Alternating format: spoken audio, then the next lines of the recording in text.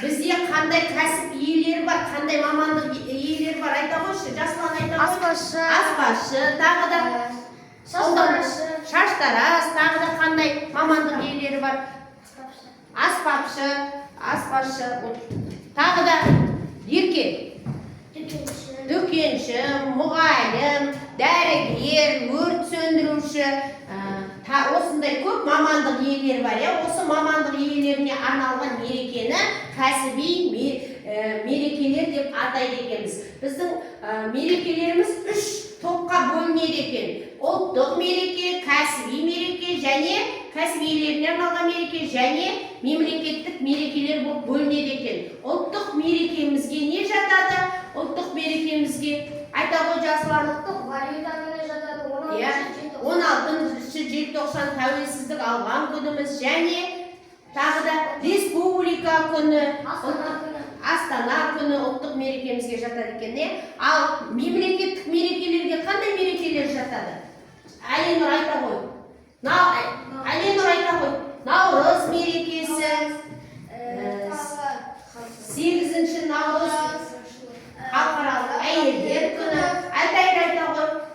9 мамыр жеңіс күні, тағы балаларды қорғау күні, 1 маусым балаларды қорғау күні жатады екен. Мемлекеттік мерекелерге. Ал кәсіби мерекелерге өрт сөндірушілер күні, тағы да дәрігерлер күні, ұстаздар күні жатады екен. Міне мына жаққа тақтаға қараймыз балалар. Міне кәсіп иелеріне арналған мерекелер аталып өтеді екен. Дәрігерлер күні 18 маусым, құрылысшылар күні 11 тамыз дейді, шекарашылар күні 18 тамыз, ұстаздар күні 5 қазан, мына жерде жаңағы дәрігерлер күні, ұлттық валюта күні 15 қараша дейді. Осы сияқты кәсіп иелеріне арналған мерекелер бар екен. Енді осы балалар тақтадағы видеоны мұқият тыңдап, дәптерлерімізге керекті жерін түртіп аламыз. Видеоны тамашалайық.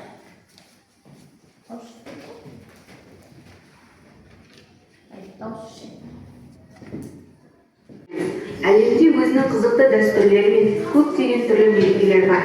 Қазақстанда мерекелер, Қазақстан Республикасындағы мерекелер туралы 2001 жылғы 13 желтоқсандағы Қазақстан Республикасының заңнамасына сәйкес атап өтіледі және 3 түрге бөлінеді. Ұлттық мерекелер, мемлекеттік мерекелер, кәсіби және өзге де мерекелер. Ұлттық мерекелер мемлекеттің қалыптасуымен және оның егемендігімен байланысты ерекше тарихи маңызы бар мерекелер. 16-17 желтоқсанда атап өтілетін Қазақстан Республикасының тәуелсіздік күні ғана Қазақстанда ұлттық мереке болып саналады. Дәрігер дейді. Дұрыс па? Мына суреттерге қарап, болжап, дәрігер екенін ақтар аяна дұрыс. Енді бұл кәсіби мереке дәрігерлер құрметіне ұйымдастырылатын қуанышты күн. Енді сөйлемді болып берші дауыстап өзің.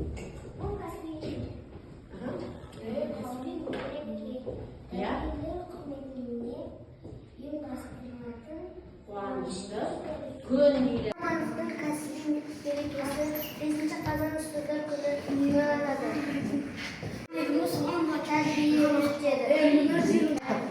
Бұл кәсіби мереке дәрігерлер қызметіне ұйымдастырылатын қуанышты күн. Дәрігерлер бізге біздің денсаулығымызды емдеп береді, ауырмау үшін. Бір екі оқыш. Астана күні. Қай күн кім айтады? 6 шілде. Келе ол. Астана күні 6 шілде. Жақсы. Келесі. Наурыз мерекесі. 8 наурыз. 22 наурыз. Дұрыс. Халықаралық әйелдер күні. 8 наурыз. Республика күні. 16 Республика күні. 25 қазан. Тәуелсіздік күні. 16 Жарайсыңдар, жақсы, рахмет. Енді мынау алып. Қазақстан Республикасындағы мерекелерді анықтап, берілген сөздерді үш жақты кестеге орналастырып, жетістіктерін жаз. бұл жерде балалар қараймыз, үш жақты кестеге бірінші ұлттық мереке, мемлекеттік мереке, кәсіби мерекені жазамыз, одан кейін олардың жетістіктерін жазамыз. Түсінікті ғой, бұл жұптық тапсырма. Екеу ара. Олар сүңгіп кететін, қақалса да түнге, тайсалмайтын батыл кім? Жасқанбайтын батыр кім?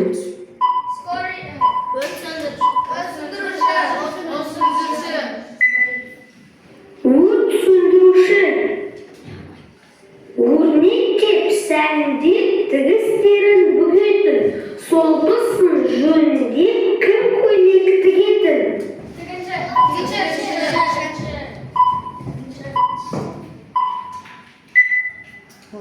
Тігінші. Білімнің дәнін тереді, балаға тәлім береді. Шәкіртке жанашыр, мейірман кім? Жанасыл.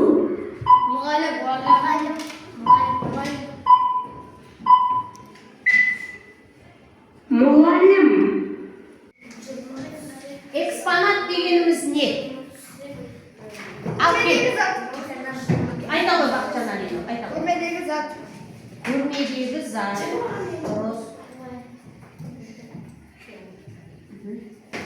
Дұрыс, отыра ғой. Этнография нені зерттейді? Не себеп шыға ғой? Айта ғой. Жақсы. Абай мұражайы қай қалада орналасқан? Ал Ұлданай айта ғой. Ұлданай айта ғой.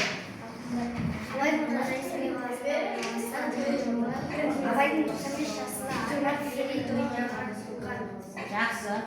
Ықылас атындағы қазақ халық музыкалық аспаптар мұражайы қай қалада орналасқан? Раяна айта ғой. Раяна айта ғой.